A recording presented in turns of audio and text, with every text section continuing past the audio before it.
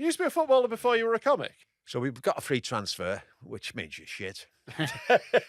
And Ray went to Arsenal. Yeah. And I went to Pontins. They had a good team, though, Pontins, didn't they? Tough one this week. It's Butlins away. Big rivalry. Yeah. It's the Haven derby at the weekend.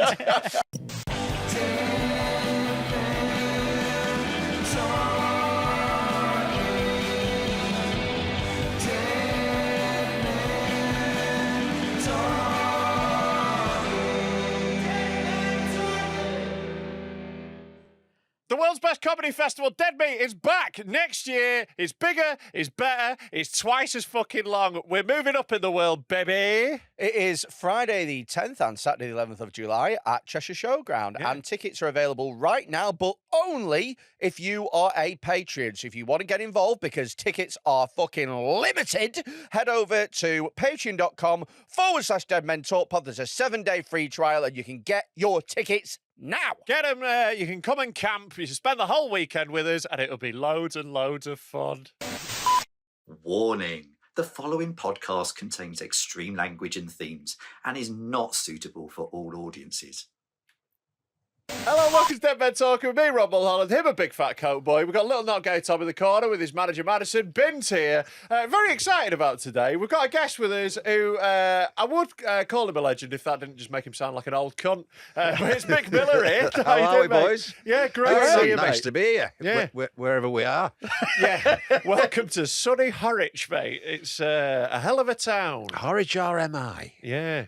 Yeah, we took a really weird way to get here because the motorway was shut. And it was one of those moments where I was like, when you're in the car with somebody and you're like, I'm not trying to kidnap you. I promise that this is just and then in I a saw normal this place. barn in the middle of nowhere. I thought, oh, this is fucking going wrong. That's where I'm going to get strung up.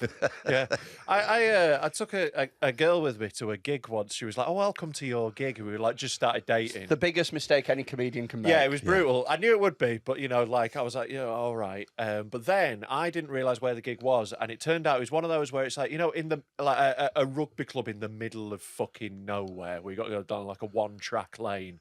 And there was a moment where I could feel her just getting really tense as we just go down these lanes. So I just locked the doors. I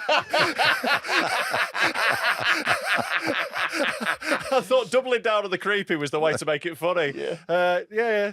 Half worked. I once, many years ago, I was supporting the Drifters. Oh, yeah. And I took this girl, because she liked the Drifters. Yeah. Who doesn't? And she went home with one of the Drifters. You've got, that is a big risk. Don't go see take anyone. a girl to a gig. Well, not if you're gigging with someone cooler than you. Yeah. Never take a girl to a gig if you're the support. Yeah. I once tried to chat up a girl, then Troy Hawke once walked on stage, and it just that attraction evaporated immediately when they saw him. Can I tell you about the last time I tried to use comedy as a way of chatting up a girl? Yes, please. So this was probably about 13, 14 years ago, something like that, right? And I was a new comic, and I'd been going about 12 months, right? And I'd hit a streak where I thought, oh, I figured out comedy now. Because I'd probably had like maybe 7 or 8 good gigs in a row, which when you start is kind of like, it's unheard of. You know what I mean? Cut my hair now. Yeah. So I was like, I've figured it out. I fucking cracked it. I'm great now. It just took a year to learn, and then I'm sorted. Now I am a master. Yeah. Like complicated things, they just take a year to learn. Yeah. So I was doing a heat of Preston New Comedian of the Year. The big one. And I am from Preston, and I was at the time the only comic who lived in Preston, and I'd been on this hot streak of 8 not shit gigs. And I was like, well, what could possibly go wrong? So I've been chatting to this girl who I really fancied, who was definitely too good for me because she had a pulse. And I was like, well, I will take her to this gig. I will smash it because obviously I'm on the hot streak and it's in Preston. And she will fall for me so hard. Anyway, she came to the gig. She brought her friend. She was dead excited.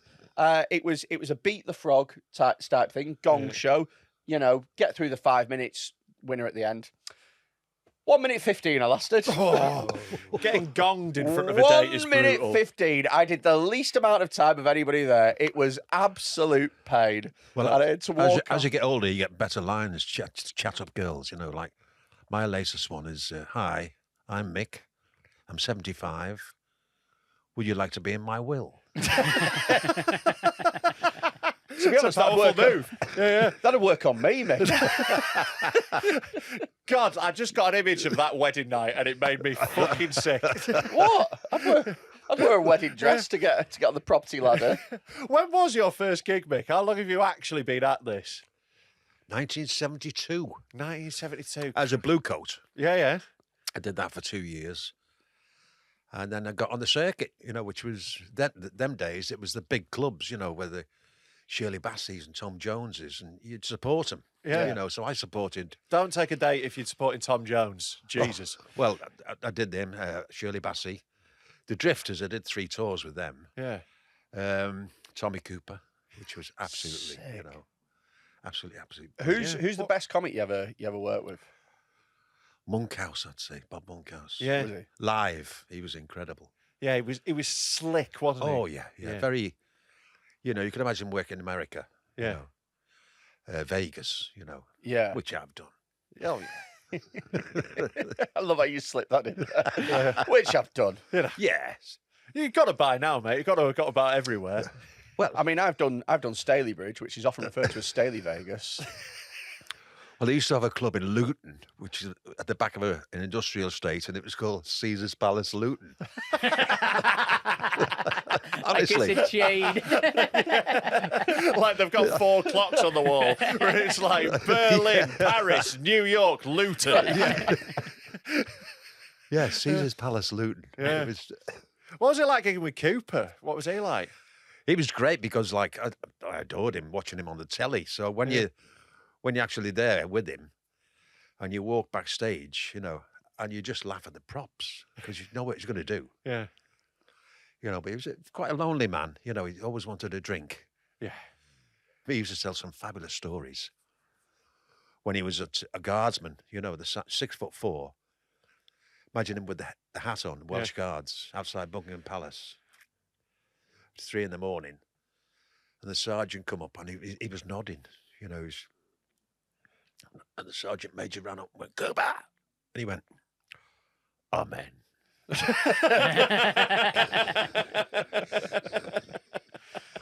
And he told me a story. He was doing the London Palladium, and he had a little Austin A45, which is only a bit bigger than a Mini, size of him, driving down Regent Street, and it stopped at the lights, and he couldn't start it. Fella behind in a Rolls Royce, and he beep, beep, beep, beep, beep, beep.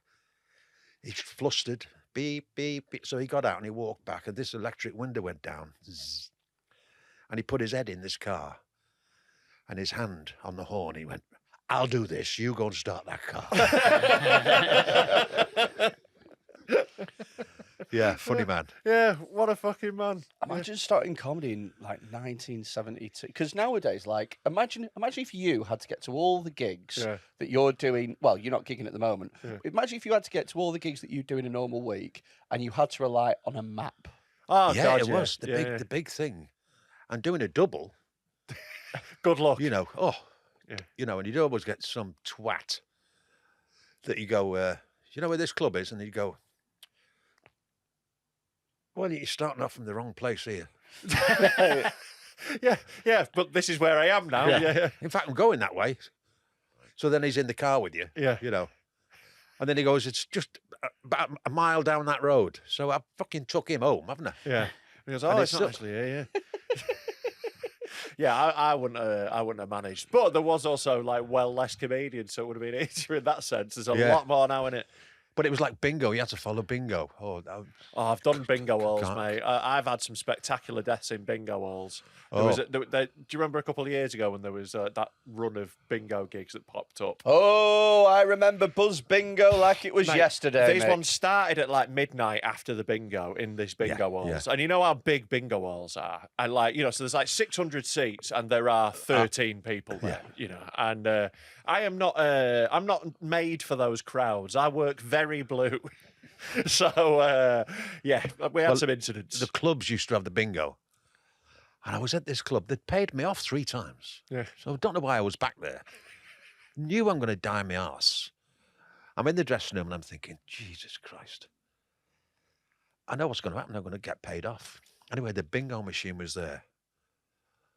So I thought, got it. So I took 7 balls out. And the bingo lasted an hour and 3/4. And it was too late for me to go on.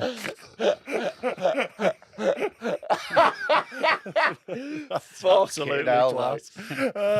What a strategy. I'm going to keep that in my back pocket. One day that'll get me out of a night's work and I'll be like, cheers, Mick.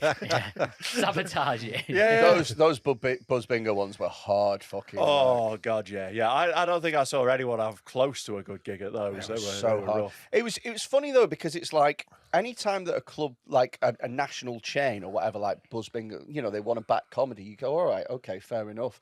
But they did such a bad job. It's like they put money behind it. They had Ben booking it, and Ben's a comic, and he knows what he's doing and that. And then when it came to running the thing, they were just like, nah, don't worry about that. Just over in the corner of that massive hall with like people sat in those booths. So you get little booths at bingo halls, innit, where they're sat at opposite sides of a table and none of them are pointing towards the stage. So there's 12 people and they're all just looking at each other. I can tell you from experience that the sort of people that stay around for that gig are not people who want to watch comedy. They are people who do not want to go home. Yes, that was very much the demographic. They were just like, if they'd have put on one more game of bingo, they would have had twice the audience easily. Yeah. Oh, 100%, 100%. But they started at 11 o'clock and you could double them from pretty much anywhere. Oh, yeah. So you get good comics. Like, you get genuinely... Because a lot of times with those shit gigs, it tends to be most of the time, it's just shit comics doing them. Because occasionally you'll get a good comic, but a lot of time it's just like, you know, comics who aren't working anywhere else, they just pop up and do them. But this was decent money. It was 11 o'clock at night. And so you could double it with any other gig. And so you get really decent bills. Oh, yeah, I would watch 3 great comedians die on their ass in a row. Great night. Ben could put some great lineups together. And it was like watching your friends But go it's over great if you're all dying your arse, isn't it? Oh, yeah. The worst thing is if you're the only one to die on your ass. That's horrific when everyone else has a good one and you. But if you're all dying, then it's funny. Unless you're last on, because it gets less funny through the night as your bit comes up. Yeah. Starts off, you're watching the opener like, you dickhead. Then you watch the middle go as well and you're like, oh, no. I always remember Bradley Walsh and he was doing Butlins. And it was a tribute weekend. So Shirley Bassey went on and they were all going, you know, fuck off, you crap, boo, boo, fuck off. Next one, Tom Jones. Fuck off, you don't even sound like, fuck off, you crap, and all that. Bradley went on. And they went, hey, piss off, you're shit. And he went, at least it's me.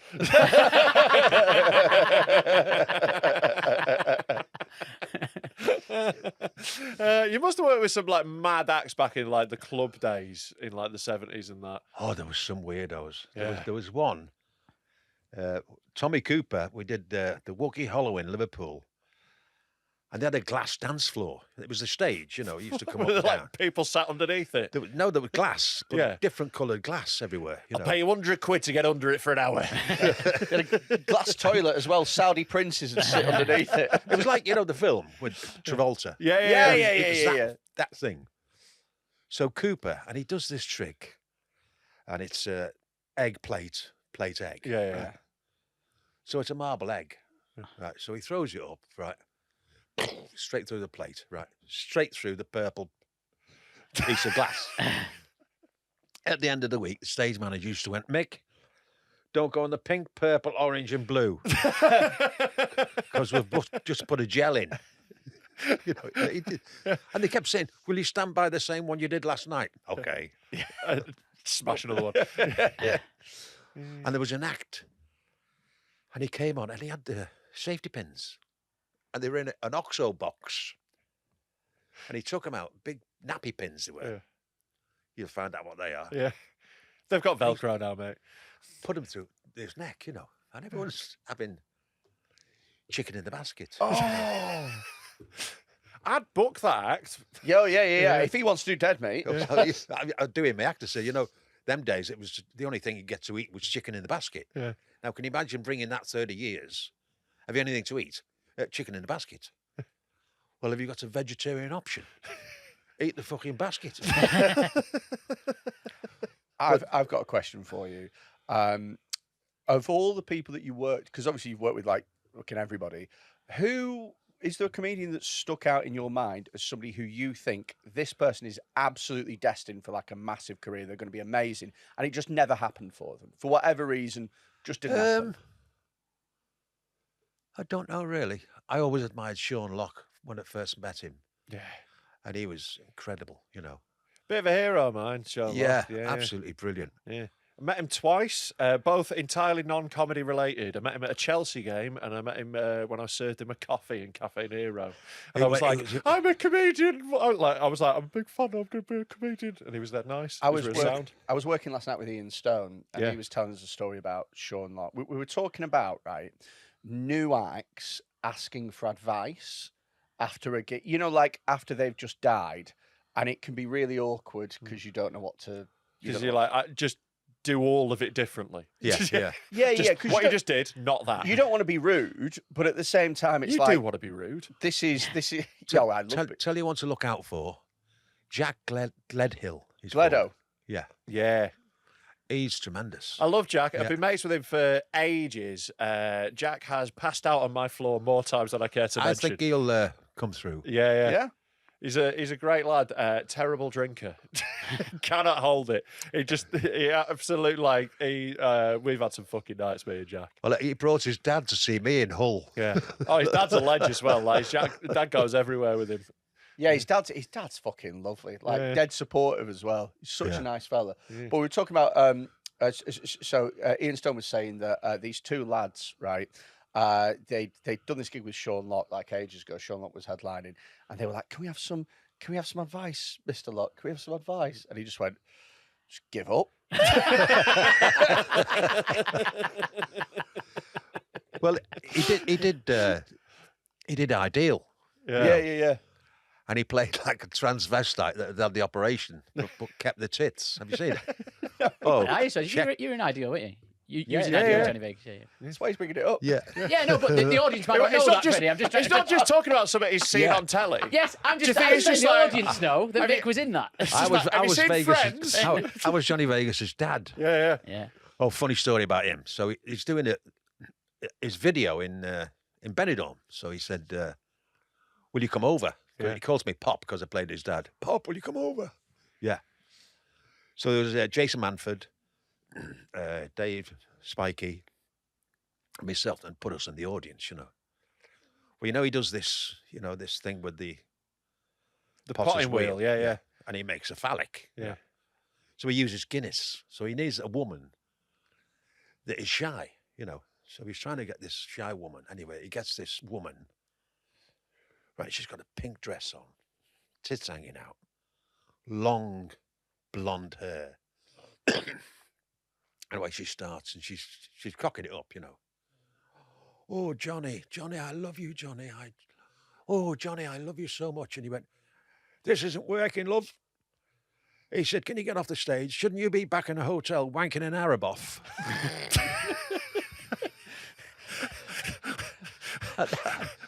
Where's that come from, Johnny?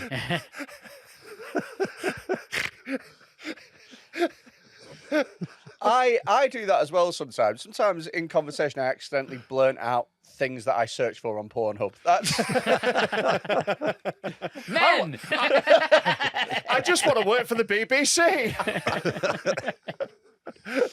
Oh, fucking hell! You did Raw Variety recently as well, didn't you? Last Wednesday. Yeah, that was a great honour. Yeah, it was good. I did well. I assume Andrew wasn't there this year. I don't know if he gets tickets anymore. It was. No, he does the matinee kids show. It was Will's. Yeah, beautiful. Yeah, they're fabulous. There was. It was on. Westlife was on. Jessie J. It's a very funny bill having you and Jessie J on the same one. I don't know why. Tom Davis. Tom Davis was on. Who else? They did Les Miserables. There was like 400 of them on stage. Lesbians, yeah. Miserable ones, yeah. Miserable lesbians. Yeah, well, Michael Ball and all them. Aye. Yeah, so it was. But tell you what we found out before we started recording, mate. We were talking about this before. Like, we didn't know, I didn't know this before. You used to be a professional footballer. We had Yeah. our first footballer on the other week, John Parkin, but now we've got number 2. You used to be a footballer before you were a comic. Yeah. I was 16 and I was signed on by Sir Stanley Matthews Yeah. at Port Vale. I was a goalkeeper. What did that prick know about football anyway? Well, he wasn't a good manager. Was he not? Yeah, I was there with Ray Kennedy. Yeah. Ray went on to Arsenal. Yeah. Me and him were in digs together. It's funny, my real name is Lawton. Right. When I got down there, put me in digs with Mrs. Lawton in Lawton Street. What's the chances of that happening? Yeah. Yeah. Me and Ray were there for 2 years. I was a goalkeeper, but I was 5'9" at 16. I was 5'9" at 19, so Yeah. too small. So we got a free transfer, which means you're shit. And Ray went to Arsenal. Yeah. He got like 50 grand and a house. And I went to Pontins. They had a good team, though, Pontins, didn't they? Tough one this week. It's Butlins away. Big rivalry. It's the Haven Derby at the weekend. I got a very damp chalet, a blue coat, and chlamydia, which was... It was new then, wasn't it? It was the new was. thing. Yeah. we didn't know what it was. We just thought it was Britain's a rash. first case of chlamydia. Foreign player. I had an England youth trial for a week. But there was this other goalkeeper there called Shilton. Fuck off. Really? Yeah. Yeah, that's. What did he ever do? Well, I saw him on the list and I thought, should I go home now? That's amazing. And then I went semi-pro. So I played for Winsford, where John Bishop paid for. John, shit. Yeah, yeah, yeah. Family, yeah. So I was there, and then I went to Pontins, and that was it. Then starting there. Were you like, because obviously when like football didn't work out for you, were you gutted? Were you like, or were you not that bothered? Oh, it broke my heart. You know, Yeah. broke my heart when he called into the office and he says, "You're not going to make it." You know, and at like 18, 19. Yeah. Just have someone literally go, "You're too shit. Get Yeah. off." Yeah. I guess as well, So- like it'd be even more heartbreaking if you weren't shit. You were just too small. Yeah. When you look at goalkeepers now, they're like, man, the gloves are a foot long, aren't they? Yeah. I'll be honest, I'm 6'7" myself, so I feel like I would blend in if I had any hand-eye coordination. Oh, if there was mixed skill and your frame, Oh, that would God. be the greatest We goal. take over the world. That is Gianluigi Buffon.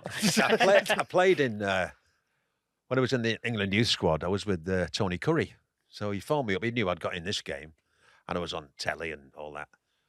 Would I play in his testimonial? Yeah. So I said, I'd love to.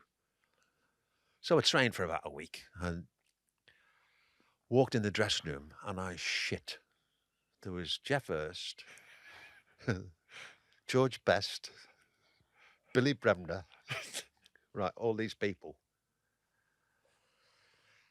And I went on, and Tony Curry was playing for, Sheffield United, and we were the celeb team. Penalty. So there's 25,000 people on. So I did Max Wall along the goal line, which So I'm going that way. Right. So I've gone that way. It's hit me boot, flew over the bar, and he's come up and he went, "You twat. It's my testimonial. You're a fat ball comic." I didn't know great. you You're Spoil the so bad party. you couldn't even let him in. Oh, I'm absolutely gutted that you haven't been called up for a Sidemen charity football game yet. That'd be incredible. Yeah. Soccer aid. Yeah. Oh, no, it's too late. Too late for that. You just come on the flying pig. Played a testimonial as well, Bobby Charlton. And Bobby Charlton hit this one from about 30 yards. Right. And I've gone for it. And it's hit the bar, bounced back, and he headed it. And I tipped it over the bar. And he come up and he went, "That's one of the best saves I've ever seen." I said, I was going for the first one. So when you left, when you left football, you never thought that you were going to end up as a comic then? Not really, no. No, well, we were living in Warrington at the time, so I ended up as a crane driver for the railway. Yeah. Really? For a year. I did that. Then I worked for a farm supplies, umping bags for like 6 months. So now I'm grateful for anything. Yeah. Oh, a shit job will do that for you. Like, all the comedians who are miserable have never had a proper fucking job. I totally believe this. It should be, comics should have national service where we have to work in a call centre for 2 years. Yeah. I think everyone should have to do that. You think? Yeah, because people are horrible to waiting staff. If they did that, then National service shouldn't be in the army. It should be taking the shittest, lowest paid job that there is. And I think it should be shooting foreigners. That was the A hardest. year of each. How about a year of each? That was the hardest job. Was on the ground staff. Yeah. You know, because you had to Walking around with you've a got fork 30 poking the pitch. Oh no, it's 30 players. Of course, they've all got a pair of socks, all marked up with their number on. Yeah. So they're coming from training. Throw them everywhere. Throw them everywhere. So I was the only one that speak up. So they're all come out of the bath one day. Said, "Excuse me, lads, can I have a word?" Right. And the captain just went, "Oh, listen to him." So when you come in, you've got your own peg, with your number on it. If you could drop your kit by your chosen peg, I would be away about an hour earlier. And they went, "Oh, yes, we'll do that, Michael." And they put that fiery jack on my bollocks and threw me in the bath. What position did Jack play? Scotsman money, fiery jack. A little ginger lad.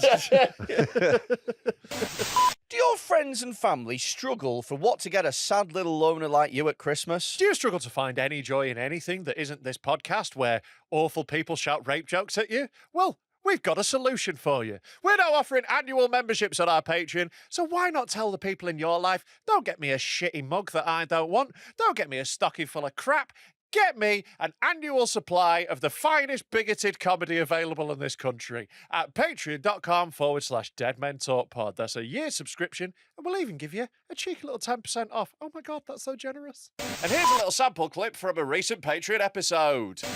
It's like how some men can say the word pussy and some can't.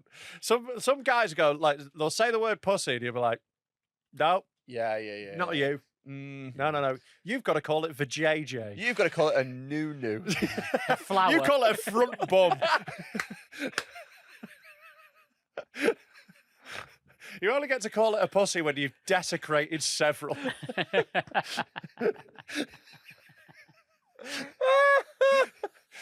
In order to use the word pussy, there needs to be at least 20 women who, if you walked into a room, would be furious. Yeah. If there aren't 20 to 30 women somewhere in the world that if you walked into a party wouldn't go, oh, then, you're not allowed. Oh, yeah, I've got some of them. Oh, I got some of them. I kill A lot of them hate each other as well because of Yeah, me. I was once on a date and I walked into a pub where I walked in and there was another girl in there. I had to my date go, not in here. Just literally Really? turned around and walked to somewhere else. It was fucking brutal. Yeah. First date. You had sex with any women, Freddie? Women? Yeah. One day. Yeah, he has had sex with men. Women, women. Because he's That's tenuous. That's tenuous. I've got some stuff for you this week. Yeah. If you want to have a little, look. Let's see what you found in the It's news. so good that I can't remember what any of it is. Really? Well, they're called poo, pervert, and fart. So Some highbrow- real high-class stuff here from Yeah, well, Freddie. I thought we've got a comedy legend on, Mick Yeah, Miller. yeah. What's the lowest common denominator that I can bring this Let's to? go. Let's have a look at poo first of all. Why not? Start with poo, shall we? Let's always. Oh, this is great. This is really, really funny. Oh, it's a horse sitting on. Oh my god! Oh my god! That's AI, isn't it? Is that AI? So, for the audio listeners, this is people on like a horse and carriage ride through New York. You know, like you go through Central Park or whatever. And that horse has the most explosive shit I think I've ever seen a horse do. It's unbelievable. That was like, have you ever seen a hippo shit?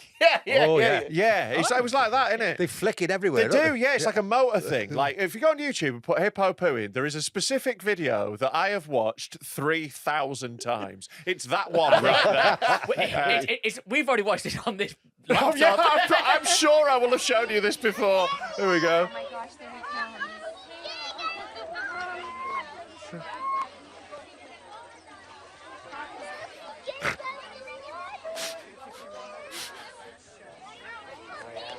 The tension's killing me.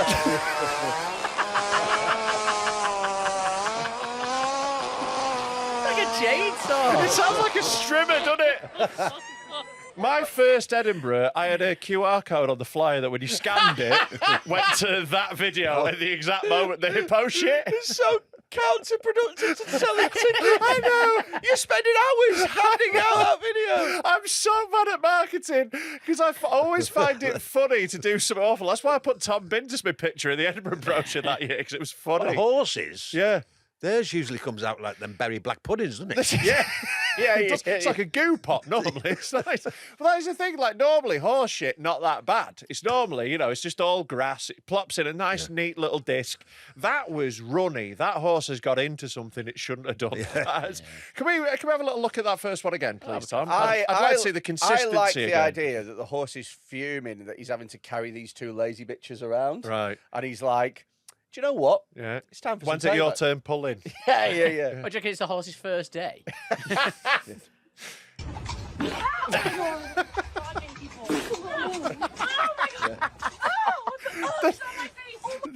The second one, like, it snaps her head back like the JFK assassination.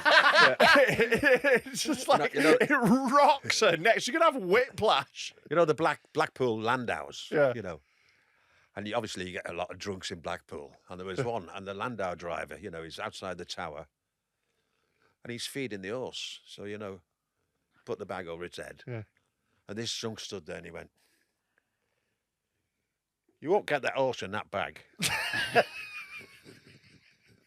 Lovely bit of business. Lovely bit of business. So yeah, that's a horse shitting on a woman. Do you reckon they got the money back? You are? I don't think you can get your money back for that. Like, I think that's a caveat emptor, isn't it? If you sit directly behind a horse's anus and that horse shits on you, I think that's mostly your fault. Part of the risk. I There'd suppose. be a rider. Yeah. Didn't something similar happen to you recently? Oh yeah, my child sharted into my eye last night. A shart for anyone isn't aware, half shit, half fart. I'm sure you are. Yeah. I've only sharted for the last year and a half. Right, yeah, you're a Yeah, but new consistently sharter. though. Oh yeah. It's stopping that I find hard. Yeah. It's like a mouse. Like he doesn't really have a rectum anymore, so he's just constantly leaking. But yeah, I was cleaning him up after a shit. He'd already had a shit, and I was having to get right in there. Sometimes you've got to really examine what you're doing. She had a particularly gross anus. So I was like looking right into it like this, and he just sharted at that moment like a boop. Which eye did it go into? It didn't go into my eye. Thankfully, this is a great thing about being a glasses wearer. That's it, yeah. I had a protective layer because I needed to see what I was doing so the specs were on. I'd have been so annoyed. Yeah, well, you can't really be annoyed because he is a baby. Was it on the green chart? Oh yeah. It was an olivey green. It was actually quite on trend, the colour. You need to feed him more bran flakes. That's true. Yeah, I'll get him on the bran flakes. Yeah. Yes, a wonderful suggestion. Babies I'll love just feed my missus bran flakes and hope they come out of her tits.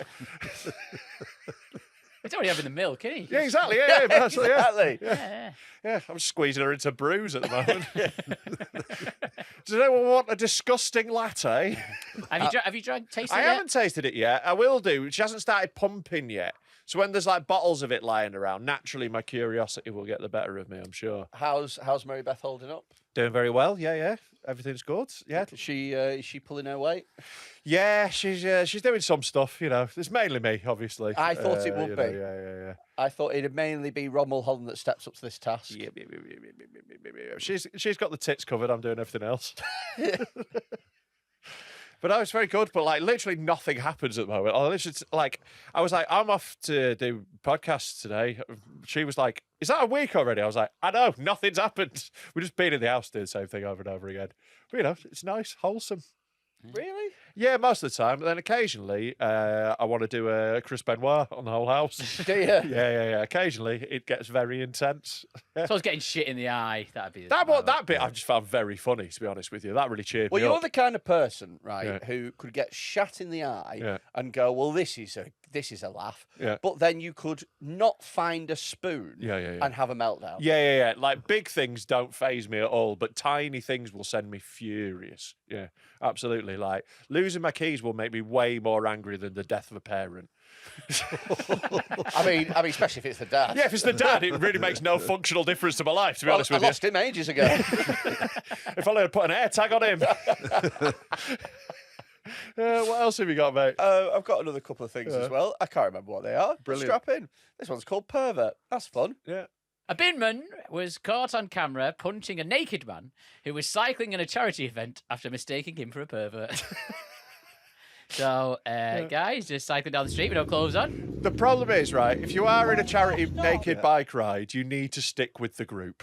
You know, No, he's doing it on his own. right. So But it's, normally they do this as like there's loads of people who do a Yeah. big naked bike ride. but he's gone, I'm going to do it on my own. I think you need to go join a licensed event. It's like fireworks. Like, don't be like cycling naked in your own garden. Go to a professional I event. don't want to get on the bike after him. I think Freddie you, actually bought this seat off eBay. you definitely need a sign. Yeah. That say, I'm not a pervert. I'm not I'm a doing per- this for charity. Yeah, just write on your back, not a pervert. Like, make it nice and simple. You want to cut down words, isn't it, to make it simple? So just write on it, I'm doing this for children. So you let people know that you're raising money for a children's charity. No, don't worry, I'm not a pervert. This is for kids. I'm cycling naked for the kids. I think just write, I love kids.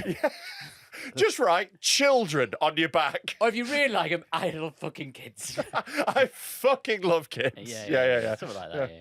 Anyway, he's cycling along, guy just punches and knocks him off.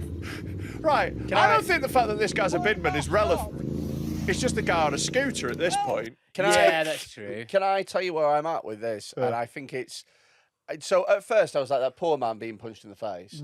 But then actually afterwards I was like, do you know what? He is a pervert. Right. Because, look, right, can you imagine the conversation where they went, oh, do you know what? I'm thinking about raising money for a children's charity. And you go, Well, I've added the children's charity bit to all be right, clear. I'm thinking about raising money for charity. Like, oh, do you know what, Steve? That's a great idea. What are you going to do?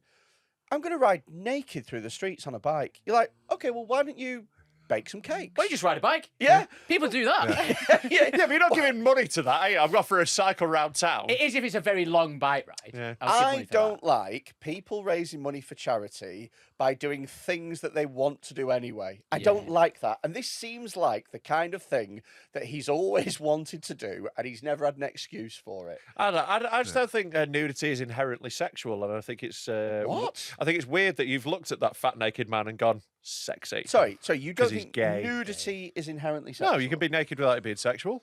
Like, have you ever had a shower? Yeah, or a bath. Yeah. Or being born. Yeah. Yeah, Or like but- a nudist beach. Yeah, That but isn't necessarily a sex I'm doing thing. it in... Or shat in your dad's eye. Yeah. No, that Did you was get- quite that sexy. was That was sexual. quite sexy. Did your kid have a little boner when he was doing it? Yeah, turned him round, he was wanking off. It's amazing. It's the first thing he's ever fully gripped. Oh, your kid's into scat. That's the bit. That's the bit that's going to make him into Yeah, scat. yeah, Scatman Joe. Yeah, yeah. Bebo. Yeah. The way he falls off the bike is very funny. It's very funny the way he totters down. It Oh, it's just horrible falling off a bike naked as well. You've got to be having a lot more But grazes. it goes to show Just graze his bell that end. all fat people fall the same. Do you know what I mean? He falls like a fat guy. It's like a weeble wobble sort of movement, isn't it? He gave up very Yeah. quickly. Well, He let's didn't watch it try and again. stay up. Should we watch it again? Because they're like, Because you know, as a fat man, yeah. momentum is the friend and the enemy. God. He punched his helmet off as well. That's a nice touch. It's a good shot. It's, It's very so funny comedic. that he had a helmet and it Yeah. got punched off and then he hit his head. I hope he was wearing another tiny helmet on his cock. I used to play a game on the Mega Drive called Road Rash. Yeah, Oh, yeah, classic played that game. game. It's that. Yeah. Oh, yeah, Literally, it's that exact sort of thing we used to go. Just Probably got a rash from that bloody bike ride. I don't think you can describe him as a bin man when he's off duty, though. I think he's just a man at that point. Yeah. He's You a know. motorcycle man. Yeah. Yeah. You know, his Wait day a job isn't minute. relevant. He's not on a bin scooter, is he? Yeah. There's certain like Superman is Superman regardless of whether or not he's on duty. Well, no, famously he's not. That's the worst example you could possibly give of anyone ever. Famously, Superman is an entirely different person when he's not being Superman. And no one realises they're the same people. It's the exact opposite of what you were trying to demonstrate, probably you got the most- fucking idiot. He's got the most famous alter ego of all time. You know how he doesn't fly? Like Superman doesn't fly. You fucking idiot. But I mean, he is still Superman. He's just covering it up. Right. By being Clark Kent. Yeah. I can't remember what point I'm trying to make. You realise you've been dumb as fuck. That's what's happened. Quite possibly, it happens quite regularly. That's the worst attempt you've ever had at Anyway, an what I'm analogy. trying to say is that Superman needs to do more for charity. Right. That's pretty much where I was going. How big do you reckon Superman's dick is? Like, probably large. Yeah. Shoots out lasers. Yeah. His cum's acid. He comes faster than a speeding bullet. He runs into a phone box to put a Johnny on. Don't give Superman a blowjob. Your head just comes clean off. Have you got a feature for us, Tom? We've still got more stories. All right. I've got one more story. And I've got some stories as well. This one's called Fart. Pastor accused of farting in faces of congregation defends methods. Now, I am very proud of my son becoming a pastor. What's his second name? Linguini. South African pastor Christ Penelope. That just sounds like an old woman is shrieking at a friend. Christ Penelope! You've shattered the trifle again. Do you think he was already called Christ, or do you think he changed his name to Christ when he became a pastor? I think it's a bit arrogant calling your son Christ. Isn't it? Yeah, it's a lot of pressure. Yeah, you're also saying that you're God. If you name your son Christ, Yeah, Christ is the Son of God. yeah. Maybe I should have done that. I've missed a trick here. And it's hard to live up to Christ if you're a religious person. Yeah. Because he's like the best I one. see your water's still water. Could murder a bloody wine. Oh, bridge, is it? Oh, we're all pretty hungry. We've left a couple of fish there if you want to get cracking. Little lepers all over the place around here. Still dead, are you? How many loaves have you got? 4. Gluten. Can't. So, South African pastor Christ Penelope has defended his unorthodox method of preaching, which involves sitting on people's heads after pictures of his strange technique circulated social media. The leader of Sevenfold Holy Spirit Ministries in Siandani village, Yeah, close Limpopo, enough. claims his style is simply a demonstration of God's power. So he's just sitting on people's faces. Yeah, it just sits on the heads and farts. This guy's gay. This guy's clearly gay. What? Yeah. You mean to tell me that Christ Penelope is gay?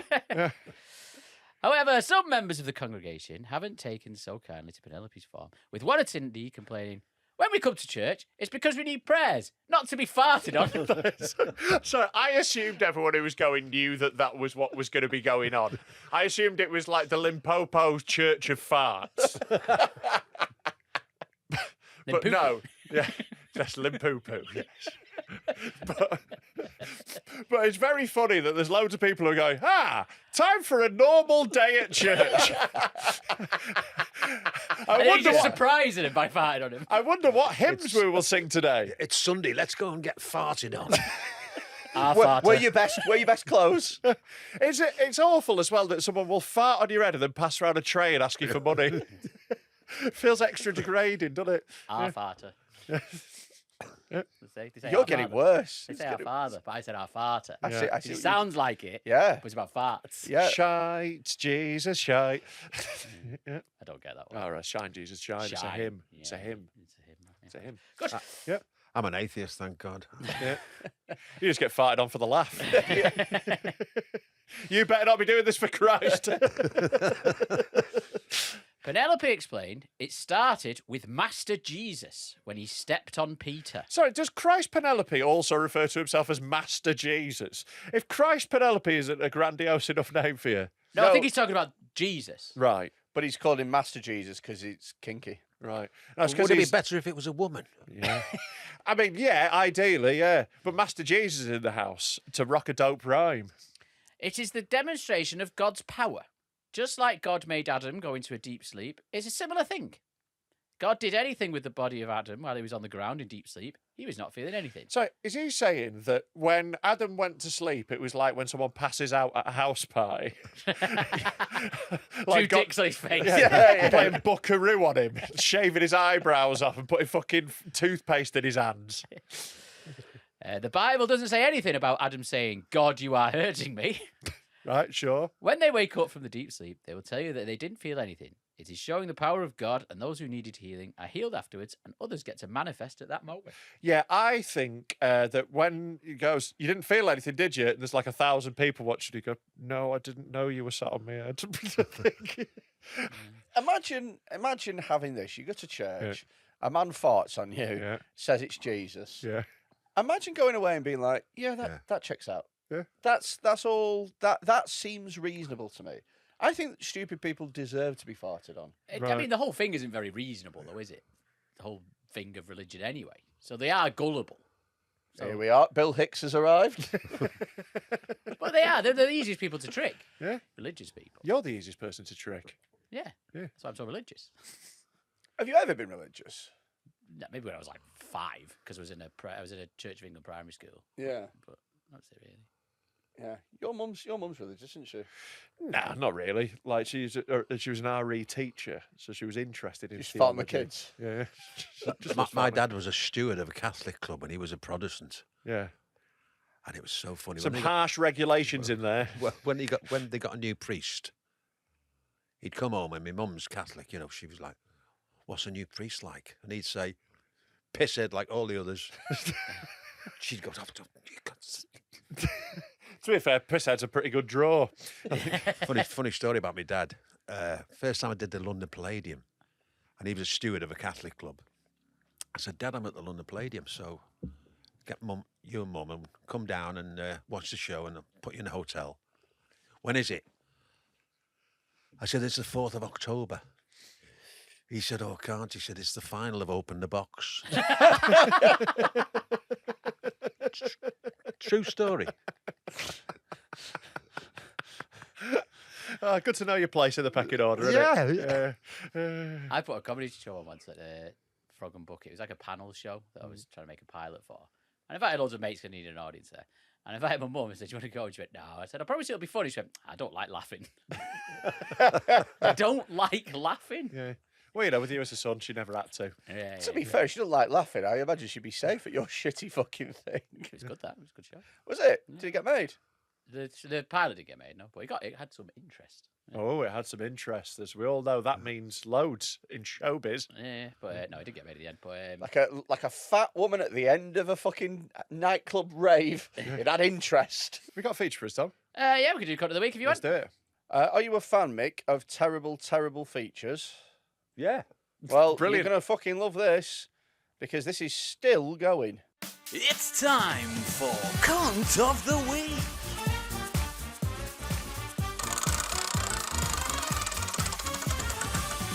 Oh, slap baby. Slap Oh, baby. not bad me again. Right.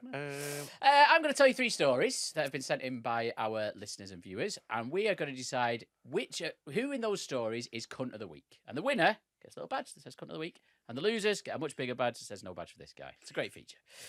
So, first story is called My Mate Killed Verne Troyer. Right. So we recently had Terry Christian on, and he was telling us about his mate who we met on Big Brother, Verne Troyer. Yeah. If you're aware of Verne, he was Mini-Me. Yeah. Now, Mini-Me sadly passed a few years ago, and I assume this story is relevant to that. It is very relevant to that. Right. I'd like to nominate my mate for cunt of the week for killing Verne Troyer. Left him on a high shelf. Ran him over with a Scalextric. I've just been listening to the Terry Christian Patreon episode where Verne Troyer was brought up. Listening to you all talk about this unlocked a core memory for me, as my friend is convinced he may have killed Verne. What is this podcast anymore? I've spent about 7 years thinking this story was bullshit until it got brought up again at the pub this summer, where we did a bit more research into his passing, and his story marries up perfectly. My friend was a bartender at Park Plaza Hotel in Leeds at the time when Verne was in town. Yeah, now famously, he was a guest of Leeds United, and like when we had a crazy Italian owner, Massimo Cellino, he brought Verne Troyer to the club. It was the club was in shambles. It was like on the verge of like going bankrupt again. Players weren't getting paid. The whole thing's kicking off, and the club released a photo shoot with Mini-Me, and we were like, "What is happening?" It was such a bizarre incident. So it was probably around that time. Back then, I don't think it was public knowledge that Verne struggled with alcoholism. However, his manager informed the hotel chain that they must not serve him alcohol under any circumstances. My friend, however, missed the briefing, to which Verne took advantage of. He said he must have served him at least 10 double vodka cokes throughout the night, which is literally insane given his size, to the point where Verne became ill and was escorted back to He his drowned. hotel room.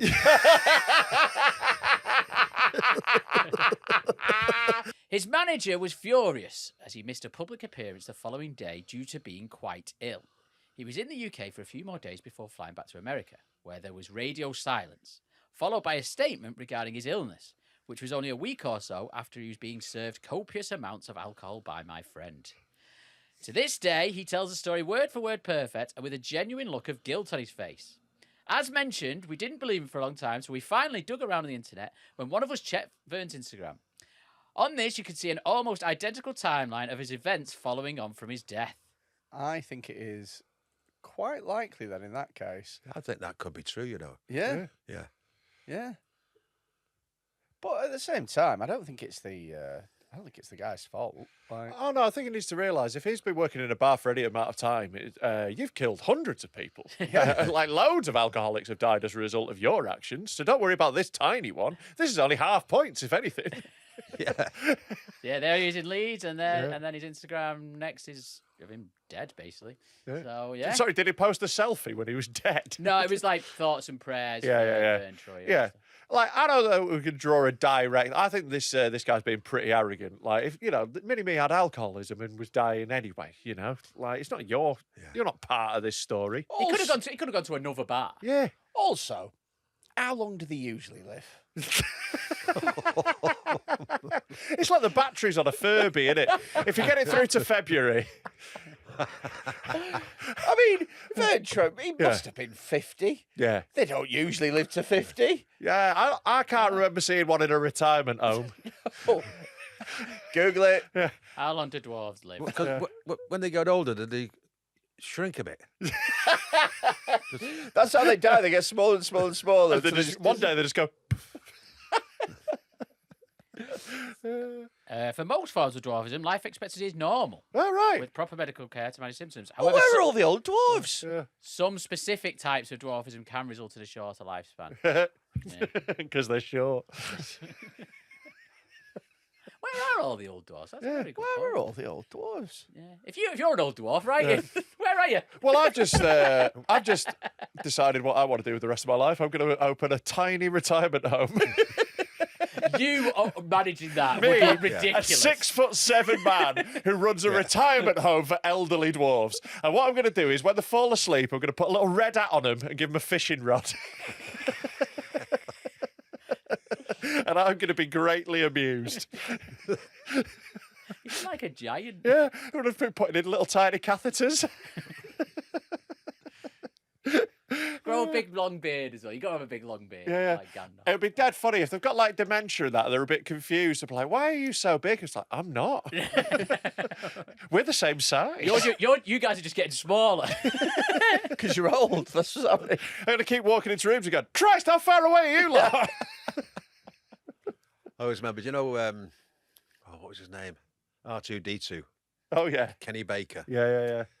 He was tiny. And the Grumbleweeds, were doing the summer season in Great Yarmouth. And Jim Davidson used to have a bar at the back of the theatre. And all the actors used to go in for a drink. And Graham, out at the Grumbleweeds, put his head through the curtain. And Jim, can we come in, Jim? He said, yeah. He said, do you serve shorts? He said, yeah. And he opened the curtain and Kenny walked in. It's class.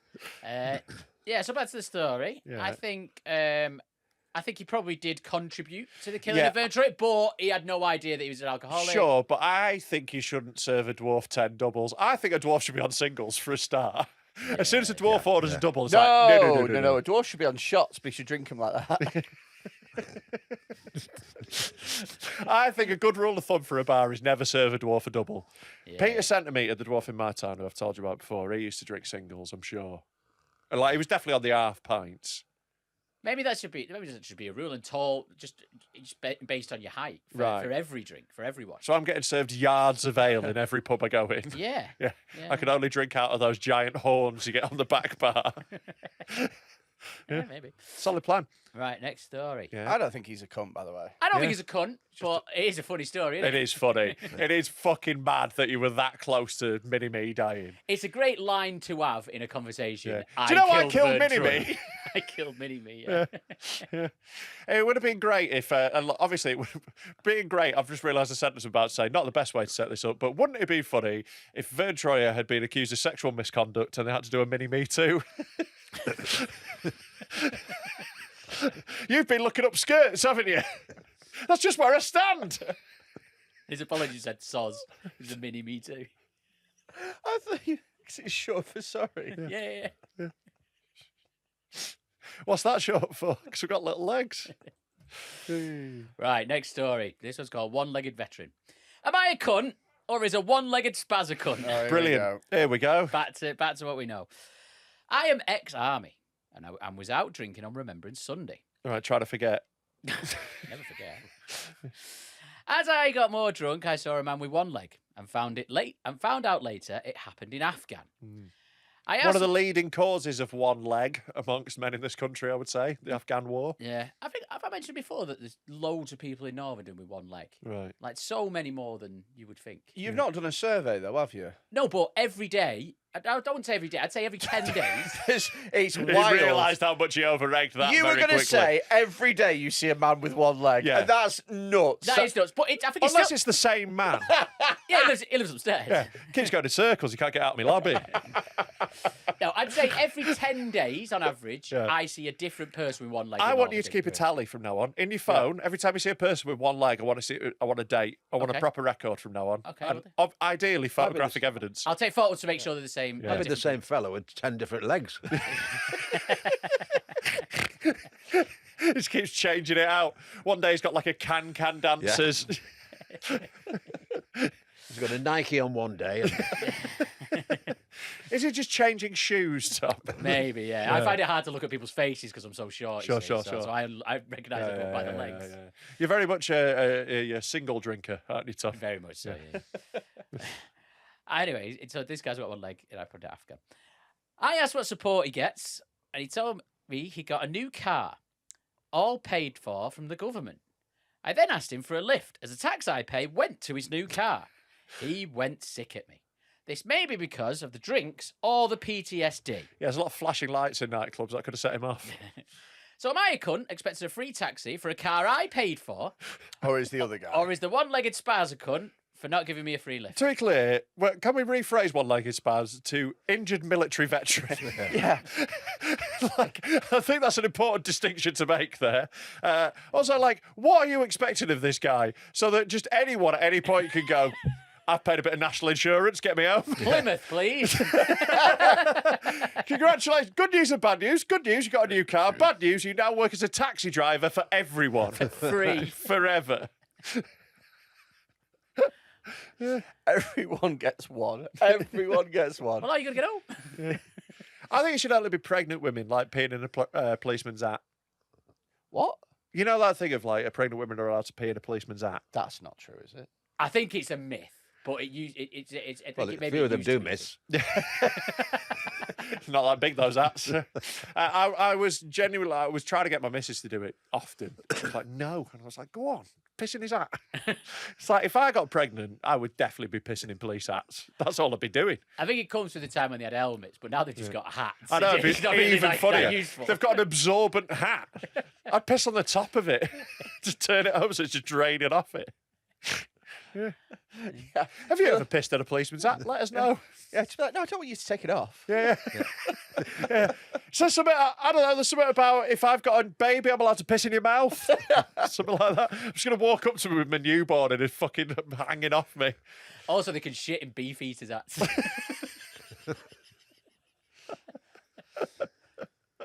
Okay, last one. Last story. Right. I think that is a cunty thing to do. Yeah. Yeah. Asking Yeah. Totally. Also, maybe the tone of the letter might get you a nomination as well. Maybe.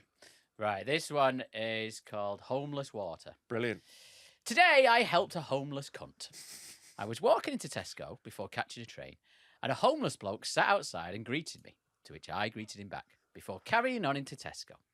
As I was shopping, I decided to get the fella sat outside a buttery croissant and a 2-litre bottle of still water. There's so much extra detail crammed into this. It's insane. Why does buttery need to exist? I don't know. I don't need to know the texture of the croissant you were getting the homeless guy. Maybe it's relevant. It's not. Look, I'm not just going to get him a dry croissant. That'd be monstrous. Mr. Tesco, give me your butteriest croissant. There's a homeless man outside. In need of help.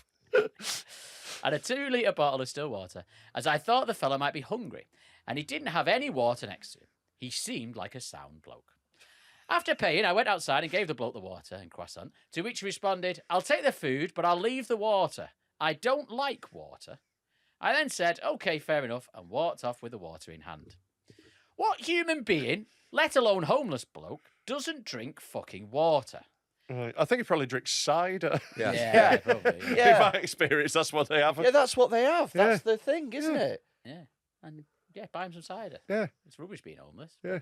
Give 'em- Also, a 2-litre bottle of something you don't want is a major inconvenience. That's a large bottle to be dealing with. Yeah. You know, I don't think this homeless bloke is that concerned about his hydration levels. Oh no, I may get an outbreak in my skin. Also, homeless people sitting outside shops, I bet they get bought a lot of stuff for them. So they have to say, I don't want that. Otherwise, they've got just have loads of stuff. Yeah, the bit that's annoyed me about this guy already is he didn't ask the homeless bloke what he wanted. He just went, I'll get him a croissant and some water. Yeah, I think what he was doing is he was trying to play it off as surprise. Do you know what I mean?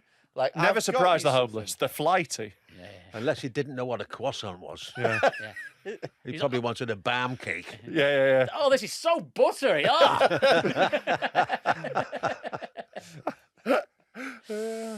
So he says, what guy doesn't drink water? He's fucking homeless and begging. Surely you take what you can get. Yeah, but water is something you can get for free very easily. That's a very good point. Yeah. It's like the least useful thing It to the comes out of homeless. taps. Yeah, you can go get it wherever you want. Yeah. Carrying on, I went into the train station, still carrying the water I spent a whole 85p on.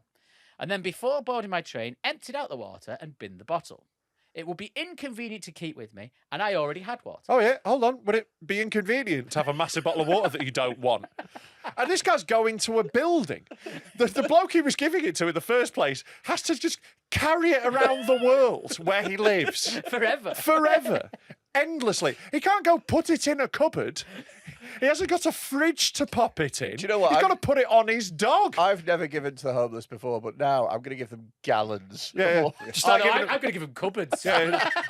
Just start giving them really inconvenient things. Here's a set of dumbbells. Here's a lawnmower. You never know. You're outside, might as well tidy it up. Yeah. Here's a lawnmower because you never know. It's called manifesting. You have to imagine the life you want, and then You're not unemployed anymore. You're a gardener with no clients. To be fair, you do live in the park. Yeah. That's the Sort best it place out. to have it. Yeah. Oh God! What do you reckon? What would be the most inconvenient thing to give to a homeless man? Keys. No, you can use them for drugs. No, just a key ring with no keys on it. Got you this for your house. Ooh. Ooh. I think Plates. It'd be really annoying to have to carry crockery around, wouldn't it? Clanking in your backpack. plates. But like a full formal dinner service, not just like one plate and a spoon. It's like you give them a full 68p serving. Antique china. It's worth a fortune. But then that's But good you because then you can't can sell crack that. it. Yeah, no. I'm just talking like, this is also worthless. It's just also a lot of it. A nice china plate, and you go, could you get me a buttery croissant? Make sure it's extra buttery. Washing machine. Yeah. That'd be unbelievably inconvenient. Yeah, because I've got power as Yeah, well. you can't plumb it in. Yeah. And also, it's a bastard to fucking move. Yeah. And also, as well, there isn't really much point, is there? Like, you've only got the one set. I can would say sleep in it. if you can't sleep in a washing machine. I could sleep in a washing machine. If you've given a homeless person a washing machine, you haven't actually done that. What you've done then is fly tip a washing machine next to a homeless man. Because that homeless man is just going to walk away from that washing machine. A homeless dwarf could sleep in a washing machine. Yeah. That was a great present for a homeless dwarf. Yeah. Also get a bit of exercise. Is it like a hamster wheel? Yeah. You never, ever see homeless dwarves. Yeah. That's Because they're true. adorable. And also they're no bother. If you saw a dwarf as homeless, I'd pick him up under my arm and just put him in my sock drawer. They keep the flies away. Yeah. You never see a smart tramp. Yeah. Anyway, so he's inconvenienced to have the water. My mate then says, "What the fuck are you doing? You should have given it to someone." I said, "Did you want it?" To which he responded, Now I'm sound. I've got some." I then argued with him about how absolutely no stranger will take a 2-litre bottle off Yeah. me because Exactly, including the guy outside Tesco. because they'll think I've rehypnoled it. Nope. You can leave it sealed. Yeah. Leave it Yeah. sealed. I would. I'd, Although it is weird if you go, do you want this bottle of water? Look, it's sealed. I haven't rehypnoled it. yeah, I'm not taking water off a stranger. Yeah, because it's so cheap and readily available. Yeah. And you've got You an just get your own inconvenient water. amount of it. Water is your own responsibility. I don't need anyone helping with my water. Yeah, unless like I'm injured or ill, Yeah. then I'll take it. Or I wouldn't around just- someone's house. Yeah, not just willy nilly. Yeah. Not taking water. Also, like he has done one thing right. He's poured the water out. I read this thing about trapped water theory, and I've been like pouring all my water out. What? There's a big problem with like water supplies is that loads of water is in plastic bottles in dumps and stuff, and it gets thrown away trapped in a plastic bottle, so it can't evaporate and go back into the water cycle. Really? Yeah. So it's like I like tip all my water bottles out now before I throw them away. Yeah. Yeah. There you go. Trapped water theory. Didn't think we'd be talking about that today. I didn't either. But, let's save the environment one plastic bottle at a time. Yeah. The environment's cool, Yeah. guys. Yeah, I saved the environment the other day by tipping the water out of my 20 plastic bottles I was throwing away. So he can't give his water away. Yeah. He then continued to argue with me on the train. I had to explain the water cycle to a grown man until I called him a thick cunt and fell asleep. I'd like to know who's the biggest cunt. Right. Me for being kind No. and buying a homeless man some food and drink. It's way too smug about this for it to be a kind act. It's like, I spent £1.50 on that guy and I'm amazing. Yeah, you've bought the cheapest drink. Yeah, you haven't even got a full meal deal. Me for not spitting on the entitled homeless man. Again, I don't know why he thinks the cunt for not spitting on the homeless man. Me for pouring away water I could have tried to give away to a stranger. The homeless man for being a gimp and not liking water. Or my mate for being a fucking retard. He's missed out one key option in this, himself. And that's where my vote will be He's heading. put himself, but he's put himself for nice things. Yeah. If you're doing something like this, then you have to, like, if you're giving a gift to somebody, you have to accept that person, they might not want it. Yeah. Do you know what I mean? Maybe And ask him. It's 85 fucking p. Yeah. Who's Just go, do you asked? want some water? And we'll go, oh, no, I don't like water. You go, sound. I'll get you a smoothie. Yeah. I'll get you a can of Coke. Or give him the 85p and he can put it towards his cider. Yeah. You know. Don't give him anything. Kick him. If I was Teach him to fish. if I was homeless, and I feel like it's going to be a possibility at some point in my life. You already This- look quite homeless. Yeah, I already look it. the so- second this podcast ends. Oh, I'm fucking halfway there as it is. Yeah, Anyway, like I'd be fuming if somebody got me water. Get me calories. Do you know what I mean? Well, clearly people are going to look at you and go, that is a man who doesn't drink a lot of water. You also don't get cunts this fat on the streets. If I saw you on the streets, I'd be like, it's another 6 months before he needs any food.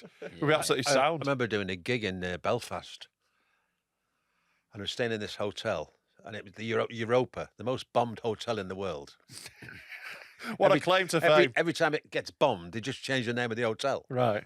It's been overtaken now by the Palestine Holiday Inn. Yeah. Well, the guy was outside in a sleeping bag, right? Homeless and hungry. I'd done the gig. I'm walking back, and he went, "Mick Miller." And I went, "Yeah." He said, "I was watching you on telly last night." And I went, "Hang on. Where's your telly?" Homeless and hungry. That's fucking great. Right, so are we saying he's the cunt in the story then? Yeah, like that's who my vote for the. Do you want to recap the stories, Tom? The three stories are, so we've got the guy who killed Verne Troyer. Sure, yeah. Nothing wrong with that at all. Nothing wrong with that. Funny to kill a dwarf. The guy who thinks that veterans should give him a lift everywhere. Oh, I forgot Yeah, about this guy. he's He is a okay. contender. He is a big contender. And the guy who is angry that a homeless man didn't want water. Mm, I'm gonna have to go with that guy. yeah, Yeah, I'll go with the vet guy, yeah. yeah. You know what? I don't want to give Tom a say in this, so I'm going to go with you guys. I'm going to vote for that. It is mad. It is mental. The guy's got to be able to drive his car where he wants. Yeah, true. It's already struggling. He's driving his car with one leg.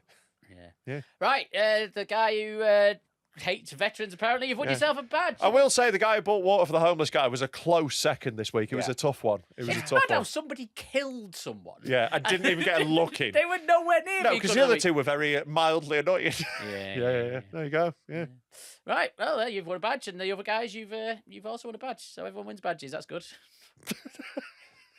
It's like you lost confidence in that then. I forgot what I'm saying. Right, that's the end of Cut of the Week, and I think that's the end of the episode, basically. Brilliant. Yeah. Great. That is. Have you got anything to plug, Mick? Anything at all? Where can people find you? MickMiller.biz. Yeah. I'm touring. I'm doing a few theatres with our mate, Ryan Yeah. Gleason. Oh, no. yeah. Yeah, friend of the podcast. And be like, do go see Mick. Like, if you like gags, Mick is the fucking boy. Like, over lockdown, I was really missing stand-up, and I watched loads of you on YouTube. So I was like, there's a great video of you doing like an hour in a club, and I love it. One of my absolute favourite jokes of all time is your one about not liking people who take drugs. I absolutely love that. I will butcher it, but it's basically Customs officers and policemen. I absolutely love it. Makes me howl. So yeah, it's been an absolute pleasure having you with us, mate. I was once at Manchester Airport coming in, and the customs officer, he clocked me, you know what I mean? And he thought, I'm just going to pull him. He said, "Excuse me, sir, where have you been?" I said, "I've been to Tenerife." And he said, "Well, are you prepared to take a drugs test?" And I went, "Yeah." I said, "I'll try everything except heroin." Got me on back. You want to try the smack, mate? It's great. It's been a pleasure, boys. It's been a Oh, pleasure. mate, Thank it's you an ever so much for absolute coming on. joy having you on. We've been looking forward to this one, mate, and it's been a real pleasure having you. What have we got to plug? Well, if you've enjoyed this, get on our Patreon. It's patreon.com/Dead Men Talk Pod. It is only £3 a month. You get an extra episode every week, and you can try it out for free. Why the fuck not? It costs you nothing. There's loads of extra stuff on there as well, and you get priority access to all our stuff like tickets for Dead Meat, which is also coming up. Well, the tickets are out now. Get on your Patreon. tickets Your for Dead tickets are Meat, out. our comedy festival. It's absolutely amazing. Mick, we'll talk to you later. We'd love to have you there. It's dead fun. We run a mad comedy festival. It's called Dead Meat. It's the 10th and 11th of July next year at Cheshire Showground. We're moving up. We're moving on. We're moving into a new, bigger venue where we can have the full weekend. We've got camping. It is going to be absolute chaos. So get those tickets now at, where can you get them, Tom? So they are available right now. The pre-sale is right now on patreon.com/Dead Men Talk Pod. But If you're listening to this after a few days, after the next day after these, on the 5th of December, then they're out for the public. at deadmeatfestival.com. Deadmeatfestival.com. There we go. Yeah. Get them there. You can always as well, if you're listening to it right now, sign up to the Patreon, have yourself your 3 weeks trial, Yeah. and then use it to buy your Get pre-sale your little tickets. tickets. Yeah, Get fucking your clever. tickets. Please buy tickets. If you don't, we're fucked. We are going so much bigger this Yeah, year. like it's got exponentially bigger. We've ran it for 2 years previously, and we doubled it in size the first 2 years. And now we're going to 2 days with camping and loads of mad shit, and we're all very scared. Yeah. The things we've got planned are terrifying. Yeah. Like, actually terrifying. Yeah. Someone's going to die. Oh, So yeah. get your tickets. And it could be you. Deadbeatfestival.com. We're going to get one dwarf and just feed him double vodka after double vodka. I'm going to shove some speed up his ass. Let's get loads of dwarves and put them in situations that you don't see dwarves in. very Dwarf often. death fight. Huh? What? Dwarf death fight. Oh, dwarf death fight. Dwarf gladiators. We'll have a tiny coliseum. Oh, get him jousting with toothpicks. I'm going to cover one in jam and release dogs. Put them on the little Shire horses.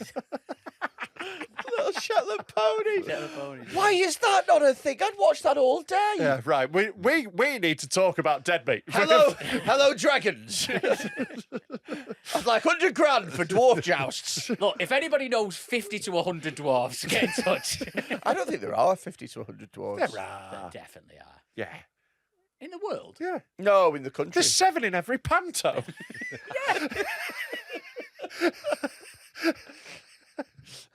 I remember there was a gay manager at the Grand Theatre in Blackpool, and he looked after all the action, and he was camp as Christmas. And helpful at Panto. so we had a new manager come in. So he said, and this is July. He said, right, we're going to have Snow White and the Seven Dwarfs. He said, it's July. He said, all the dwarfs have gone. He said, no, you won't get any dwarfs now. They're all booked years in front. And the manager went, well, I've advertised it now, Snow White and the Seven Dwarfs. What am I going to do? And this Steph says, just get 7 kids with big heads. You could have been a child star for a bit. You did a great dwarf. Yeah. You'd have with been a big heads. great dwarf. 7 kids with big heads is class. Right. There are an estimated 3,000 to 7 dwarves in the UK. Yeah. So 3,000 to 7. Anywhere between 3,000 and 7. Yeah. There is 3,000 to 7, you thick fuck. 3,000, yeah, 3 to 7,000. Yeah, 7,000. You missed off 1,000 at the end, mate. Oh, everyone You said knows what I mean. there's experts in 3,000 to 7 dwarves. Well, there's at least 7. There we is know that. definitely 7. There's definitely I've 7. seen 7 at once. Yeah, famously 7. Right, anyway, this has been Dead Men Talking. Go fuck yourself.